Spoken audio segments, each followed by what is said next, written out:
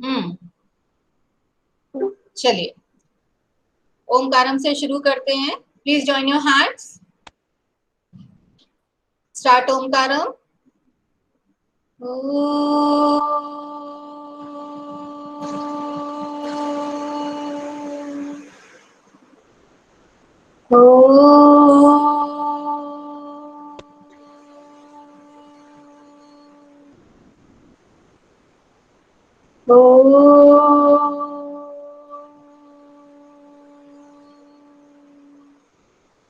Sai Ram. Okay, मैंने message में डाला था कि हम भगवान के डाकिए पढ़ेंगे क्योंकि चिट्ठियों के सफर को हमने पढ़ लिया है। ठीक है, मैं दिखाई दे रही हूँ सभी को? दिखाई दे रही हूँ? Yes ma'am. Okay. Yes ma'am. हमने क्योंकि पिछला पार्ट पढ़ा था चिट्ठियों का सफर, उसी से संबंधित आगे की कविता है डाकिए की। क्या है? डाकिए की कहानी।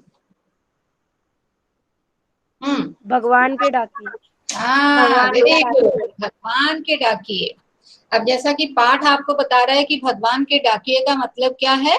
भगवान के द्वारा भेजे गए हरकारे या डाकिए या संदेश वाहक, जो हमें बहुत सारे संदेश देते हैं। भगवान क्या संदेश देता होगा? क्या संदेश देता होगा? कोई भी, जिसको भी कहना है प्लीज अनम्यूट करके बता सकते हैं। भगवान अच्छे काम करें। वेरी गुड, अच्छे काम करें और हमेशा खुश रहें। हमेशा खुश रहें और परेशान ना करें। Very good. मैम सभी हाँ मैम हाँ सभी को खुश रखें। हाँ, सब मैम सभी को खुश रखें। Very good. सभी को खुश रखें, सभी की केयर करें, चिंता करें, सभी की परेशानियों को समझकर काम करें। अब मैं अपना स्क्रीन प्रेजेंट कर रही हूँ आज के इस पाठ के लिए। ठीक है, तो आप सभी ध्यान से देखना।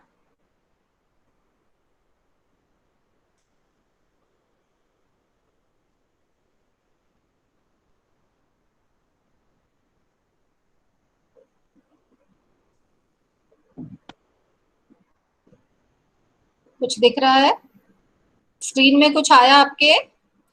Yes ma'am. आपने ग्रिड व्यू अगर एनेबल कर रखा है तो उसको थोड़ी देर के लिए हटा दें, स्टॉप कर दें, तो आपको पूरा फुल स्क्रीन दिखाई देगा।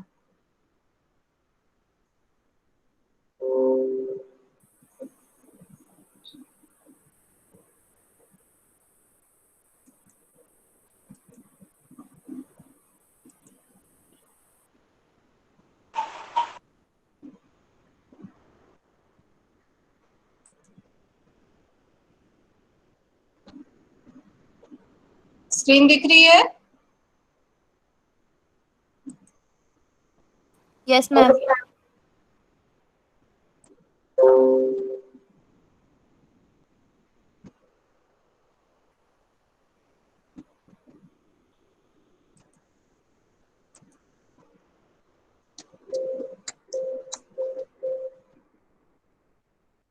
ये हमारा पाठ है भगवान के डाकिए और इसके कवि हैं श्री रामधारी सिंह दिनकर।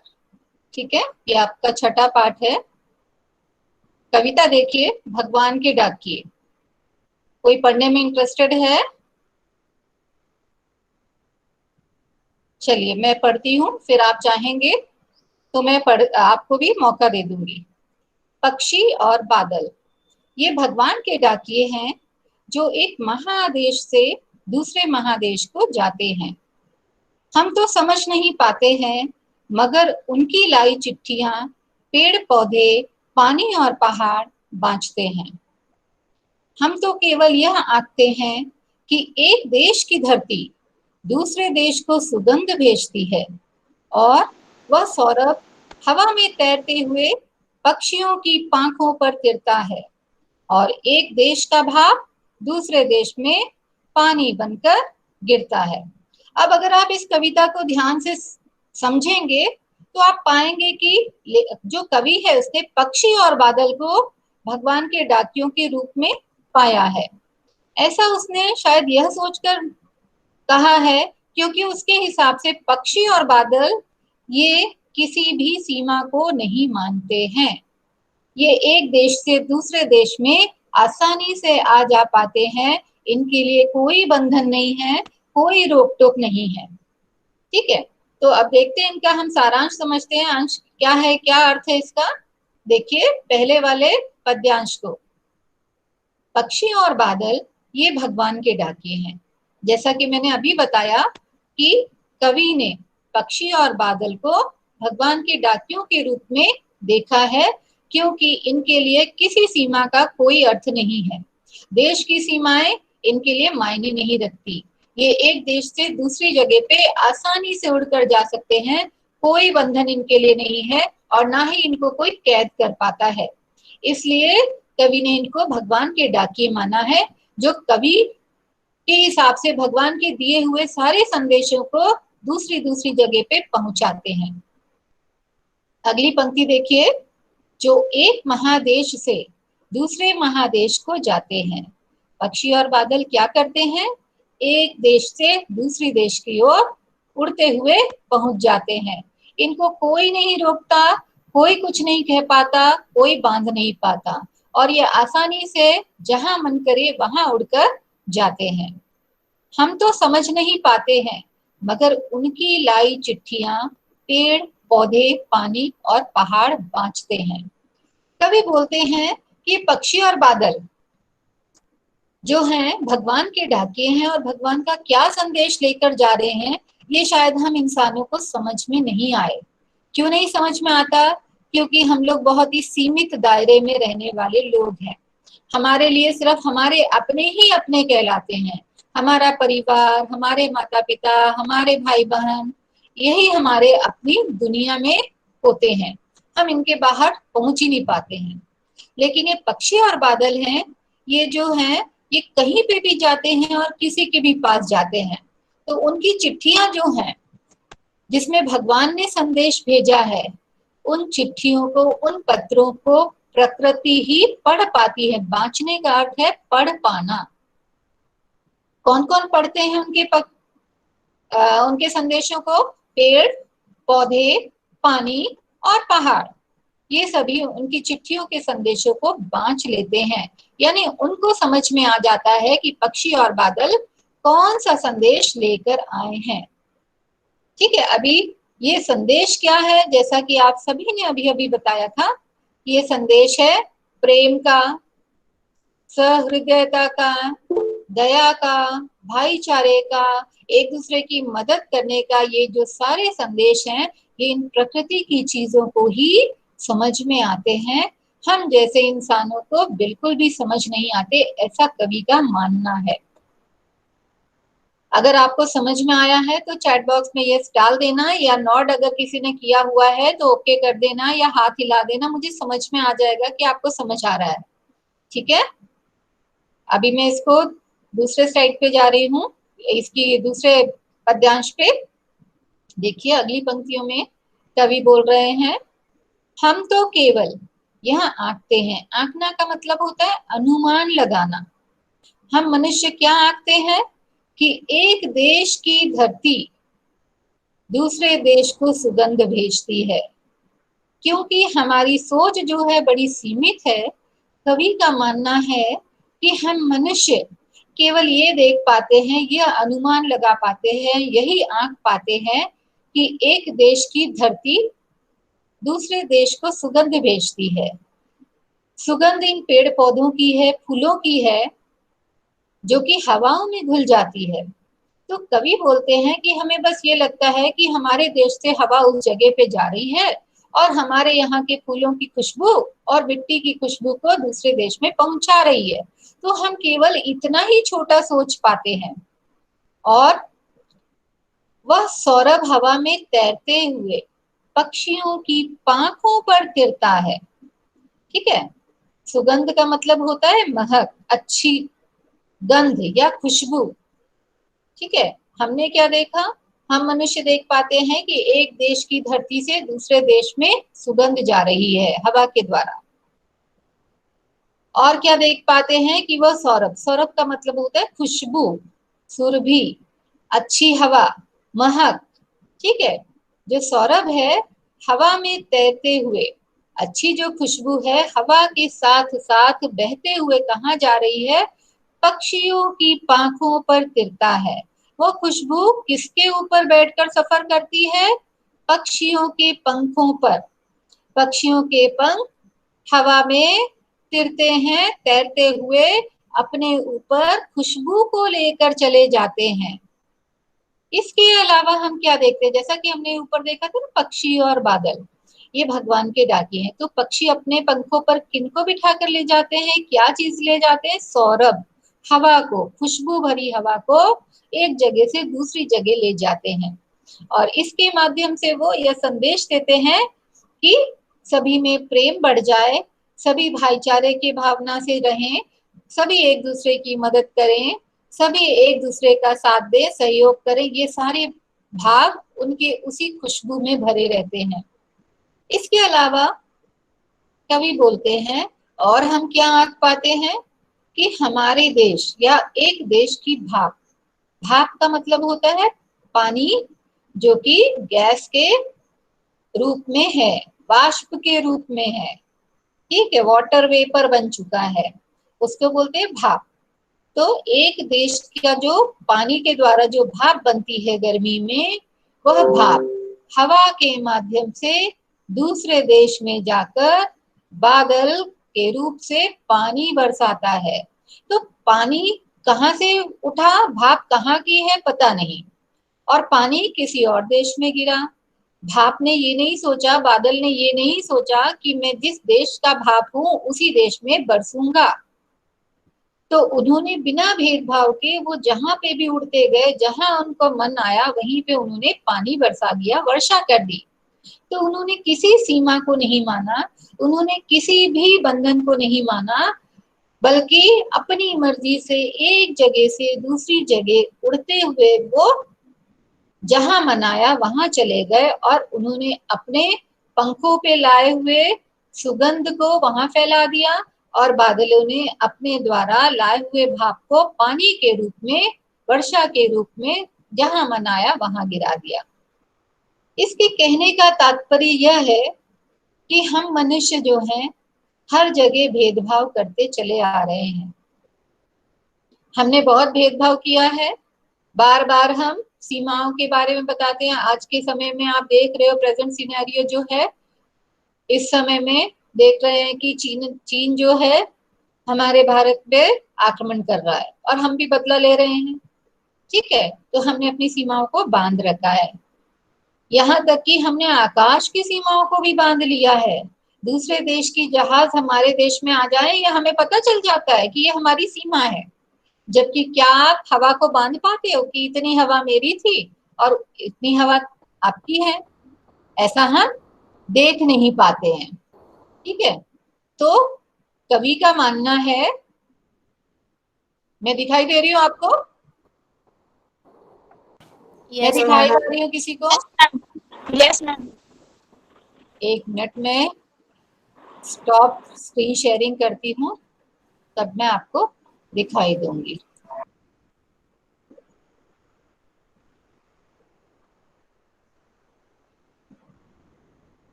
अब दिख रही हूँ मैं आपकी ग्रिड में? Yes ma'am. Yes ma'am. हाँ। Yes ma'am. Yes ma'am.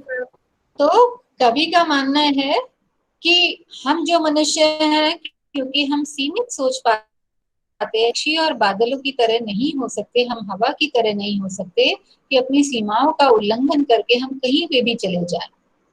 हमने अपने आप को सामाजिक दायरों में बांधा है, देश के दायरों में बांधा है, पारिवारिक दायरों में बांधा है।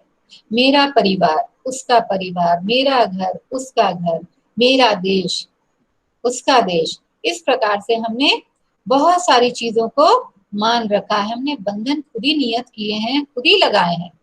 हमने देश की सीमाओं को बांट रखा है, हमने पानी को बांटा है, हमने आकाश को बांटा है।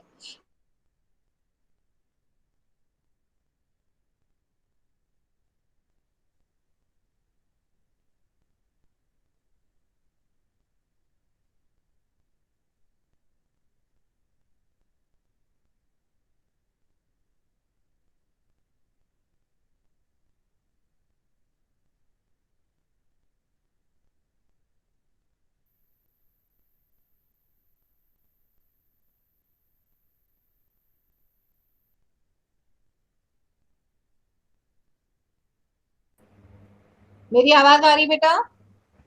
Yes ma'am. Okay, yes yes ma'am. Ma'am. ठीक है, गुड। तो अगर जहाँ पे समझ नहीं आ रहा है ना, तो आप मुझे क्वेश्चन पूछ सकते हैं, आप अपना माइक अनम्यूट करके मुझसे सवाल कर सकते हैं। तो कवि का मानना है कि हम इतने छोटे हो चुके हैं कि हम पक्षी और बादलों की तरह अपने मन को बढ़ा नहीं पा रहे हैं। हमने पूरे देश को छोटे छोटे टुकड़ों में बांट रखा है, पूरी धरती को बांट रखा है, और इस वजह से हमारी सोच भी हमारे तक ही सीमित हो गई है। हम वो चीजें नहीं समझ पा रहे जो भगवान ने हमें दी है, जिनको पक्षी, बादल, प्रकृति का हर एक चीज समझता है और एक दूसरे से बांटने में कोई संकोच नहीं करता। हम तो पड़ोसी के पास भी जाते हैं तो सोच कर जाते हैं, कहीं कोई हमसे कुछ ले ना ले। ठीक है, तो हम अपने बंधनों में ऐसे बंध चुके हैं कि हम हमारे दिल को बड़ा नहीं बना पाते हैं। हमको हर चीज में बहुत ज्यादा परेशानी होती है और हम सीमित हो चुके हैं। लेकिन प्रकृति के जो हर चीजें हैं, प्रकृति के जो विभिन्न आयाम हैं, पेड़ पौधे या सूर्य, चंद्रमा, नदी, ये जितनी भी प्राकृतिक चीजें हैं, ये किसी भी चीज में भेदभाव नहीं करती। सूर्य कभी नहीं कहता कि मैं अपना प्रकाश केवल अमीर लोगों को दूंगा, गरीबों को नहीं दूंगा। हवा कभी ये नहीं कहती कि मैं उन्हीं लोगों के लिए सांस दूंगी जो कि अमीर हैं या जो अच्छे हैं। पेड़ कभी ये नहीं कहता कि मैं फल उन्हीं को दूंगा जो कि मेरी सेवा करते हैं, वो तो निस्वार्थ भाव से सबके लिए कार्य करते हैं। और हम मनुष्य क्या हैं, बहुत छोटे हैं, हम सिर्फ खुद तक ही सीमित हैं। तो हमको इनके जैसा बनना पड़ेगा, तब हम भगवान के भेजे हुए बंदों के रूप में जाने जाएंगे। अगर हम भगवान के बंदे हैं तो हमको बादल और पक्षियों का कार्य करना पड़ेगा। हमें एक दूसरे के साथ मित्रता का, प्रेम का, भाईचारे का भाव रखकर सबको एक परिवार समझकर अपने कार्य करने होंगे। अब यदि आपको इसमें से कुछ नहीं समझ में आया है या कहीं कोई परेशानी है तो पूछिए मुझसे। किसी का कोई सवाल है तो चैट बॉक्स में क्यू डाल के रख सकते हो, मैं आपको अनम्यूट करने के लिए बोल सकती हूँ। किसी का क्वेश्चन है तो अनम्यूट करें और पूछें।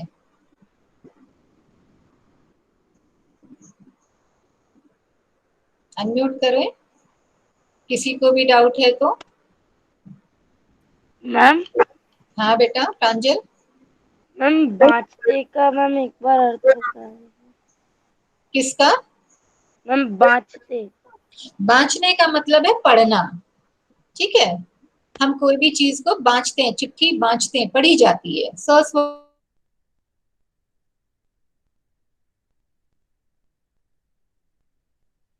पढ़ना। मैम। तो हम मन से बांचेंगे तभी हमको पढ़ना आएगा।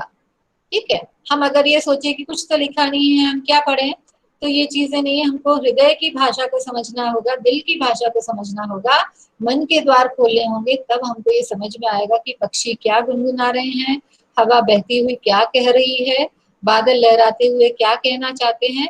हम तभी समझ पाएंगे, अन्यथा हम सोचेंगे कि कुछ तो लिखा नहीं, कुछ दिखाई नहीं दे रहा, हम पढ़े क्या। तो पढ़ने के लिए हमें उस तरीके का बनना पड़ेगा। बांचना मतलब पढ़ना। और किसी का सवाल?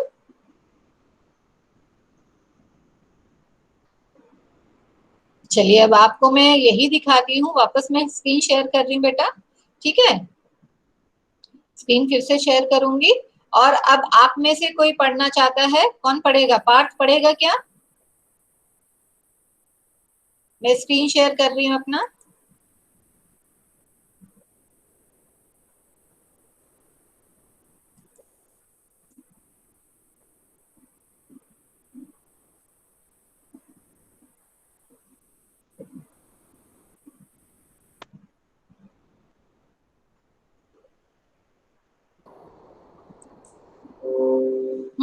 पार्थ अनम्यूट करो बेटा अपने आप को। Yes ma'am. और पहला पद्य पढ़ो। ये दिखाई दे रहा है आपके स्क्रीन पे?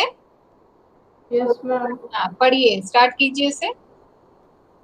पक्षी और बादल ये भगवान के डाकिये हैं, जो एक महादेश से दूसरे महादेश को जाते हैं। हम तो समझ नहीं पाते हैं, मगर उनकी चिट्ठियाँ पेड़ पौधे, पानी और पहाड़ बाँचते हैं। Very good. चलो, कौन इसका अर्थ बताएगा? प्रांजल, अनम्यूट करो बेटा प्रांजल अपने आप को।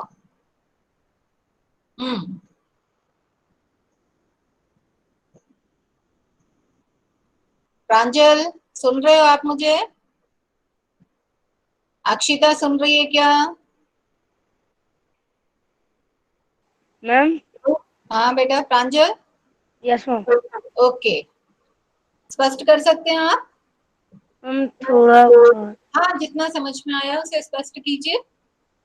मैम पक्षी और ये जो बादल हैं, ये भगवान के डाकिए हैं। वो एक जगह से दूसरी जगह जाते हैं, पर हमें उनकी जो लाई चिट्ठियां हैं वो समझ तो आती नहीं है, लेकिन ये जो पेड़ पौधे, पानी और पहाड़ है, ये उन्हें पढ़कर अच्छे से समझ भी जाते हैं। वेरी गुड, वेरी गुड बेटा। और कोई? और किसी को समझ में आ रहा है क्या? अक्षिता? अच्छा यस मैम। हाँ, चलो अक्षिता आप समझा सकते हो बेटा, एक बार आप ट्राई करो पहला वाला पद्य।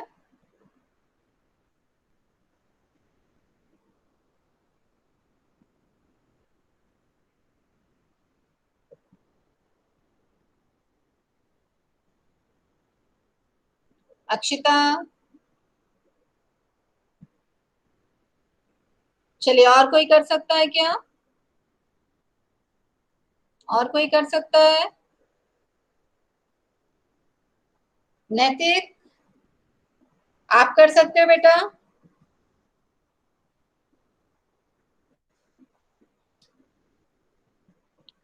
मेरी आवाज जा रही है? Yes ma'am. हाँ, अक्षत आप करोगे?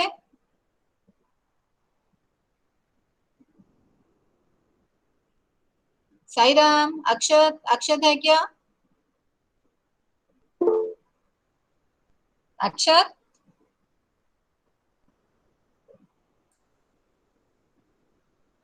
इसका मतलब सभी को क्लियर हो गया है।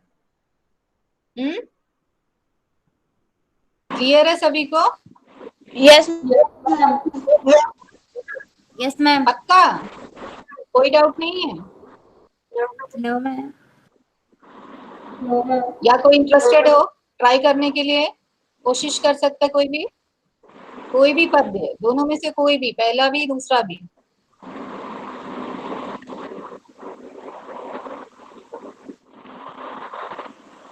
नहीं,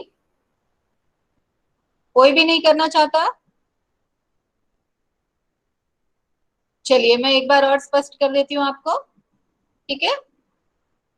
पक्षी और बादल ये भगवान के डाकिए हैं, जो एक महादेश से दूसरे महादेश को जाते हैं। अभी अभी प्रांजल ने स्पष्ट किया कि पक्षियों और बादलों को भगवान का डाकिया माना गया है। कवि ने माना है, कवि ने ऐसा इसीलिए माना है क्योंकि उसके हिसाब से भगवान के सभी संदेश ये डाकिया बनकर चारों तरफ प्रसारित करते हैं, प्रचारित करते हैं, चारों तरफ फैलाते हैं।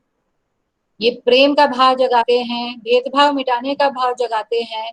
इस प्रकार से ये अच्छी अच्छी बातों को, जिनको हम पढ़ते हैं किताबों में, ये लोग स्पष्ट रूप से करते हैं। उसको कहाँ जाते हैं? ये एक महादेश से दूसरी महादेश को बिना किसी रोक टोक के आते जाते हैं। हम तो समझ नहीं पाते हैं, मगर उनकी लाई चिट्ठियां पेड़ पौधे, पानी और पहाड़ बांचते हैं। कवि बोलते हैं कि उनकी चिट्ठियों में जो वो संदेश ला रहे हैं, हम मनुष्य शायद ना समझ पाए, पर प्रकृति के हर चीज को उनकी लाई हुई चिट्ठियों को पढ़ना आता है, बांचना आता है। वो उनके लाए हुए संदेशों को समझ पाते हैं कि पक्षी और बादल क्या कहना चाहते हैं, क्योंकि ये पेड़ इन दूसरे देश से आए हुए पक्षियों को अपने ऊपर बैठने से कभी मना नहीं करते। कहीं पे भी पानी बरसाता है, सभी को बराबर देता है, कोई मना नहीं करता कि तुम अपना पानी यहाँ मत गिराओ। तो इस प्रकार से प्रकृति एक दूसरे को समझती है और एक दूसरे का सहयोग करती है, सारी चीजों को वो अच्छे से समझते हैं, जो कि भगवान ने संदेश भेजा है और वो भगवान ने संदेश हम सभी के लिए भेजा है। आगे कवि बोलते हैं, हम तो केवल यहाँ आते हैं क्योंकि हम सीमित दायरे में रहने वाले लोग हैं, हम मनुष्य हैं, समझदार हैं, तो हम अपना नफा और नुकसान, अपना लाभ और हानि सोच कर चलते हैं। तो कवि बोलते हैं कि हम तो केवल यही आंकते हैं, यही अनुमान लगाते हैं कि एक देश की धरती दूसरे देश को सुगंध भेजती है। हमने क्या देखा, हमने क्या अनुमान लगाया कि यह तो हमारे देश से हवा उड़ा के ले जा रही है और दूसरे देश में हमारे देश की सुगंध को फैला रही है, हमने ये सोचा, ठीक है। और वह सौरभ, सौरभ का मतलब है सुगंध, सौरभ का मतलब है सुगंध, ये पर्यायवाची शब्द है। तो एक वह सौरभ हवा में तैरते हुए, वो खुशबू कैसे जाती है, हवा में। जब प्रकृति में फूल खिलते हैं, तरह तरह की खुशबू फैली रहती है, तो हवा अपने साथ ही उस खुशबू को लेती हुई जाती है और जहां जहां जाती है वहां प्रसारित करती है, फैलाती हुई जाती है। यही सौरभ कहाँ और जाता है, पक्षियों की पांखों पर गिरता है। हवा के साथ ये दूसरे देशों में पहुंच जाता है, दूसरे स्थानों पर पहुंच जाता है और साथ ही पक्षियों के पंखों पर, परों पर भी बैठकर ये दूसरे देशों तक पहुंच जाता है। तो इन्होंने कोई भेदभाव नहीं किया, पक्षियों ने इनको ले जाने से मना नहीं किया और जहां जहां ये गए हवा वहां वहां तक अपने साथ में खुशबू को भी लेती हुई चली गई। इसके अलावा कवि बोलते हैं कि हम यह भी अनुमान लगाते हैं कि एक देश से उठने वाली भाप, एक देश की नदी या पानी के स्रोतों से बहने वाली भाप उस देश में न बरसकर बादलों के रूप में दूसरी जगह जाकर अपना पानी गिर, तो कोई भेद पानी को, या मेरे देश से बादल उड़कर जा रहा है और दूसरी जगह पे पहुंचा रहा है, दूसरे देश में बारिश कर रहा है, तो ये हमारी छोटी सोच की वजह से हम सोच पाते हैं, परंतु प्रकृति में ऐसा कोई भेदभाव नहीं है। प्रकृति प्रेम से एक दूसरे से मिल बांटकर हर चीज को समझती है और यही जो समझाने जाते हैं कि अपने देश के साथ, देश में रहने वाले लोगों, विश्व में रहने वाले लोगों से भाईचारे और प्रेम का संदेश बांटना चाहिए, हमें एक दूसरे के साथ मिलकर रहना चाहिए, सबके साथ दोस्ती का या अपनत्व का रिश्ता रखना चाहिए। समझ में आ गया है? ये इसमें कुछ शब्द अर्थ हैं, देखिए, पक्षी, चिड़िया, यहाँ डॉट मिसिंग है क्योंकि यहाँ पे टाइप होने में इसमें नहीं हो पा रहा है। पक्षी, आँख से मतलब, या पंछी, क्या बेटा? आँख से मतलब, किसका मतलब? आंकना, आँख से, आंकते मतलब अनुमान लगाते हैं। हाँ, ये रहा ना, आंकना उसका शब्द है, अंकन करना, आंकना। मेरा कर्सर दिख रहा है आपको? आंकते शब्द से ही, आंकते शब्द आंकना से ही बना हुआ है, ठीक है। किसने पूछा सवाल मुझसे? मैम अक्षत। हाँ, अर्थ मिला बेटा। आंकते मतलब अनुमान लगाते, शब्द के हिसाब से अर्थ भी उसमें थोड़ा सा परिवर्तन आ जाएगा, लेकिन आंकते आंकना शब्द का ही रूप है। तो आंकना मतलब अनुमान लगाना। बादल, मेघ, घन, घटा, डाकिए, संदेश वाहक, हरकारे। वाचना का मतलब होता है पढ़ना या सस्वर पढ़ना। स्वर का मतलब अच्छे से। आंकना, अनुमान लगाना, अनुमान करना, गेस करना जिसको आप बोलते हो, इमेजिन करके। सुगंध, खुशबू, महक, सौरभ, सुरभि, ये सब एक दूसरे के पर्यायवाची शब्द हैं। सौरभ का मतलब सुगंध, सुबास, पांखों यानी पंख पर, तिरता, तैरता, भाप अर्थात वाष्प। अब इसमें मुझे बताइए, किसी को कोई डाउट है तो आज हम इतना ही करेंगे। नेक्स्ट क्लास में इसके प्रश्न उत्तर डिस्कस करेंगे। अगर आपको कोई डाउट है तो बताइए प्लीज। मैम तीर्था मतलब? मैं बात तीरता मतलब तैरता।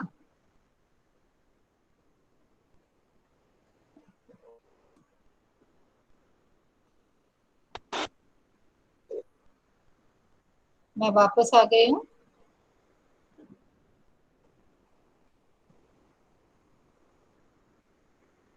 निकुंज कहाँ है? निकुंज अनम्यूट करो बेटा। Yes ma'am. Nikunj yes ma'am. Clear नहीं हुआ आपको? अर्थ मैम हो गया। क्लियर है कि नहीं है? हो गया। अच्छा ठीक है। और किसी को कोई डाउट है क्या? कोई डाउट मैम नहीं है? हाँ बेटा पूजा। मैम बादल और पक्षी साथ में जाते हैं दूसरे देश में? नहीं ऐसा कोई जरूरी नहीं है बेटा, लेकिन कवि का मानना है कि उनको कोई बंधन नहीं है। वो तो बिना सोचे समझे, बिना रोक टोक, कोई वीजा नहीं चाहिए, कोई पासपोर्ट नहीं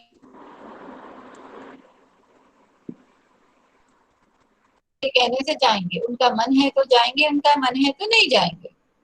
ठीक है, तो इस प्रकार से उनके हिसाब से वो जा आ सकते हैं, उनको कोई रोक नहीं सकता है। जबकि हम क्या है, अपनी इच्छा से जाते हैं और हमारे लिए बहुत सारी बंदियां हैं, है ना। भारतीय चीन में नहीं जा सकते, चाइना में नहीं जा सकते, पाकिस्तान में नहीं जा सकते। पाकिस्तान के लोग हमारी कंट्री में अपने आप से नहीं आ सकते।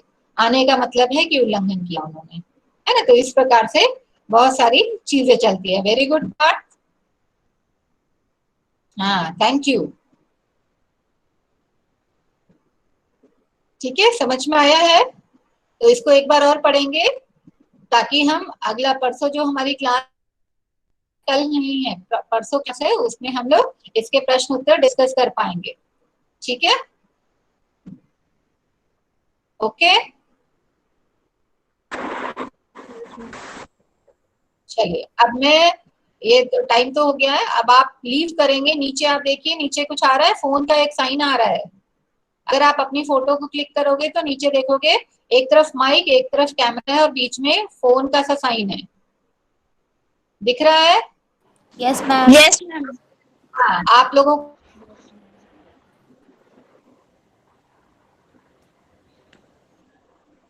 ठीक है, आप लोग लीव कर ले, टाइम हो गया है। तो हम नेक्स्ट क्लास में मिलेंगे और आप पढ़कर आना तो थोड़ा और अच्छे से समझ पाएंगे फिर से एक बार। ठीक है, ताकि प्रश्न उत्तर डिस्कस हो सायरा मैम। सके। हाँ साईराम। सायरा मैम। साईराम बेटा, साईराम। साईराम। साईराम मैम। साईराम बेटा। Sairam ma'am. Sairam. Saira ma'am. Sairam. Sairam ma'am. Sairam बेटा। सारा मैम। साईराम।